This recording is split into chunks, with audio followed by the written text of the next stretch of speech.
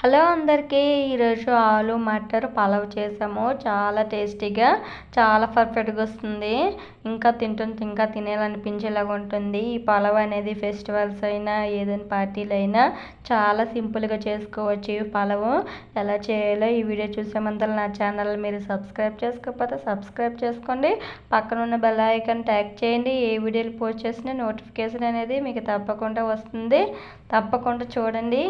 ఈ video last వరకు click చేయకుండా చాలా టేస్టీగా చాలా బాగుంటుంది. ఫస్ట్గా పెనం పెట్టుకొని అందులోనే ఆయిల్ వేసుకొని కొంచెం నెయ్యి అనేది వేసుకొని బాగా మరిగిన తర్వాత లవంగాలు ఒక 3, అనాసాలు 1, బిర్యానీ ఆకులు, దాల్చిన చెక్క వేసుకొని ఆనియన్స్ వేసుకోవాలి. పచ్చిమిర్చి వేసుకొని బాగా మగ్గనివ్వాలి. అది బాగా మగ్గిన తర్వాత అల్లం వెల్లుల్లి పేస్ట్ వేసుకొని బాగా మగ్గించుకోవాలి. మీడియంలో ఉంచుకొని చేసుకోవాలి.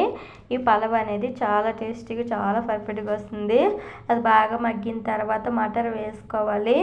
ఒక 1 అవర్ నానబెట్టుకొని మటర్ వేసుకొని ఆలు వేసుకొని బాగా కలుపుకోవాలండి. అరకప్పు వాటర్ అనేది అందులో వేసుకోవాలి. బాగా ఉడికించుకోవాలి. అరకప్పు వాటర్ వేసుకొని చూడండి ఎంత బాగా ఉడికింది, బాగా మగ్గింది కదా.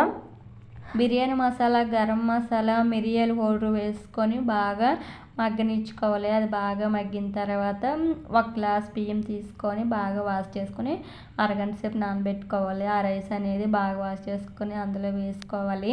నేను 1 గ్లాసు రైస్ తీసుకొని కదా 2 గ్లాసులు వాటర్ అనేది తీసుకొని వేసుకోవాలి.